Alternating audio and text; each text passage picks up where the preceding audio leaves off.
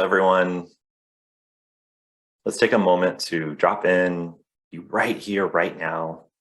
So I hope that this podcast can serve for you so many things, but I hope one of them is that it can allow you to find a time, just be still or just calm the mind for a little bit, just for a little bit. So if you wouldn't mind just doing that now, just for a couple minutes, close your eyes if you can. If you can't, just start to relax and rest your body. And I think it's really important that we start to get into our body and start to really listen to our bodies and kind of get out of the head so much. So let's just take a deep breath.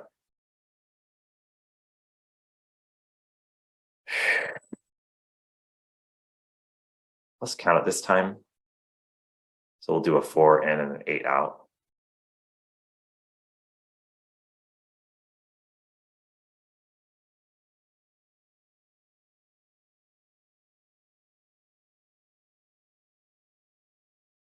It allows you to just signal to your survival self or your nervous system and the part of you that's just so nervous and scared, because that's what it's doing its job really well. Just lets it know that you can actually just kind of calm yourself and take a break. So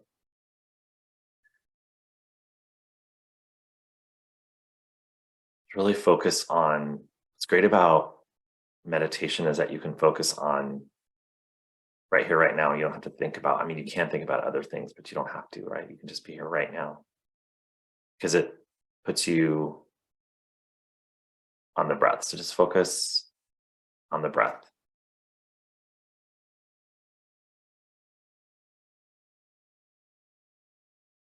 And if you start to have a lot of busy thoughts and worried thoughts, or what do I have to do next, or when's my next appointment, or did I forget to send that email? You can visualize that thought just kind of floating away on a cloud. And then you can say to yourself, either out loud or to yourself, everything's okay. Whatever needs to be done will be done. But right now, I'm letting it all go. Give yourself permission to be right here, right now, and not thinking about all these different things. And we're going to set an intention today in this episode that you're going to listen beyond the ears. So I learned this from Michael Beckwith, but really you can hear with the ears, but there's another part of you that can listen and hear. So we're just going to open up that part of ourselves today to listen to whatever may come to you as you're listening to this episode. Can you take a nice deep breath in? Just let it all out.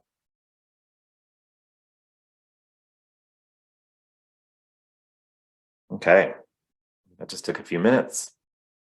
Like I always say, you can keep your eyes closed longer. One of my friends talks about just like marinating in the deliciousness of the meditation. Now that was only a few minutes, but again, I hope you feel something after just doing it for a few minutes. And please, whatever you do, I've mentioned this with a lot of my guests and they've all agreed and we've talked about it. Please, whatever you do not judge whether your meditation was good or bad. Because every meditation is different. If you can just take a beginner's mind and just say, oh, this is like a new experience and I'm just trying it for the first time, and be childlike and just breathe, something will come over you and the constant critiquing of your mind will settle down a little bit. And the more you do it, it starts to settle down more and more. But if you're judging whether you're good at it, then you're going to have a really hard time and you're going to beat yourself up, and the inner critic is going to be on full force and going all over it, right? Today, I wanted to share a message about observing what makes you happy, what lights you up. So in the last episode, I asked you to get in your heart. And so one practice to get into your heart is to close your eyes. And I think we've done this before. I can't remember what I do in the podcast and what I do in my sessions, but take a nice deep breath in. So, if you're still feeling kind of calmer from our little True North meditation, then you can just, as you breathe in, when you breathe out, you can picture an elevator going from your head to your heart. And as you're breathing, so breathing out, the elevator's going down and it's just taking you to your heart. So that energy, the feeling of being in the head all the time. I was so in my head for so long that I actually could feel the pressure in my head. And I'd always get sinus infections. And then, I had Bell's palsy and there was so much pressure in my head. I believe one of the reasons I got it is because I was so in my head and so pressurized about all the stress I had in my life that it's like my body shut down and my body said, okay, it's time for you to heal. It's time for you to start to change the way you're living. But yeah, so in my last episode, I asked you to listen to your heart, to the whispers of your soul, and to really get clear on the change making you want to create. So this is a dance with the feminine energy or the mindfulness of listening to your heart and understanding, again, listening without beyond the ears and just getting a feeling, intuition, just kind of a knowing. And then bringing in, that's kind of the feminine and the mindful energy. And then the masculine energy is the warrior energy of then bringing that into the form and bringing that into the world. And so I asked you last time to really attempt or intend to get clear on what wants to come through you.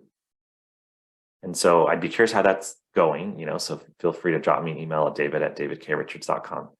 And what I want you to focus on today is ask yourself what lights you up. And I remember mentioning my friend Mary Jo, who we're starting this venture together. And I remember when we first talked, she was very shut down as a principal in a traditional school district. She'd been a teacher or principal there for a long time. And I know she's okay with me sharing this because I asked her. And she did not feel like we talked for an hour, like kind of a discovery call, like, would this be a good fit for us to work together? And the first half an hour, we were kind of doing the normal education talk, like, oh, where'd you teach and what did you teach and what are you doing now? And then it was just like, there wasn't a lot of light coming out. And then about halfway through, I intuitively, and this is what I do in my coaching, it's like everything's so organic and intuitive, but I just felt like I should ask her, what do you really want to be doing? Like I don't think I said, what's your heart saying? Because a lot of people said, what? But I think I just said, like, what do you really, what would you be, what could you, this is a great question to ask yourself. What would you do if money were not an object? If you didn't have to think about money, because then you start to get to the block of how we've been so conditioned around money and status that you could say, like, then you'll get a quick response. And then immediately the conditioned mind will say, but I can't do that. I can't be an artist. I couldn't actually, become a teacher, whatever whatever lights you up. So what I want you to hear today with your heart, with your actual ears and beyond the ears, to see what comes through, what lights you up. And so, like I said, when I speak with my clients, sometimes I can feel the difference between what they love and what they're just doing to do. And look, we all have to do that. We have to do things that we don't love to do, and that's fine. But I'm asking you to get clear on what lights you up. And all you have to do is pay attention to your energy and how you talk about it. So when I talk about helping people open micro schools, my energy lights up, right? Because I can see that that's the next iteration of cutting edge innovation in the education space. I can because I feel in my heart, and when I'm meditating and when I'm listening, when I'm walking in nature, I can feel and see that there's a movement of people coming together in the grassroots and building a new version of school. And so when I talk about that, I get super excited. Like, I'm lit up. Right now, I'm lit up. When I talk about supporting new leaders or supporting experienced leaders and talking about mindful leadership and developing leaders and thinking about how do you do self-leadership and how do you become a great manager and a great coach. And when I talk about that, I get lit up. Like, it's so exciting to me. When I think about teaching mindset, wellness, and performance, which is my new program that I was telling you about, when I think about helping people get clear on their mindset and build a life replete and resplendent, I think that's the right word, with wellness, just ubiquitous. Wellness is everywhere. It's like, it's not the broken system that we're in where, like, if you're lucky, you get 5 minutes of wellness, a week or a day. It's like wellness is part of your life every day. Like, when I talk to my guests, like I said, you're going to hear from Craig Martin. I told you about that and how you're going to love him. And he has a disciplined approach to wellness. So it's no surprise that on the podcast, he emanates joy, right? So when I talk about helping people find the wellness process or being well or committing to well-being, like, I light up, right? So what lights you up? Whatever it is, and don't let the mind judge it. If it's like being a beekeeper and you're like, what? I never thought I'd be a beekeeper. I don't even know why I just said that. I don't know why I just said that. Whatever it is, start to trust it and then think about what are some small steps you can take. So what lights you up throughout your day? And it could be like, how are you spending your time? So if you're starting to notice that you're not feeling good or you're not happy, you can start to notice, like, when do I feel good and when do I feel happy? So like for me, I'm always lit up when I'm engaging with others. Or if I'm in any kind of teaching mode, it's like, forget about it. It's just, I'm super happy, like most of the time, right? Like, that's my thing. Because what you start to connect with when you observe what's lighting you up is you connect with your essence, the most expansive, free-flowing version of you. And you start to feel what it feels like to be in that space.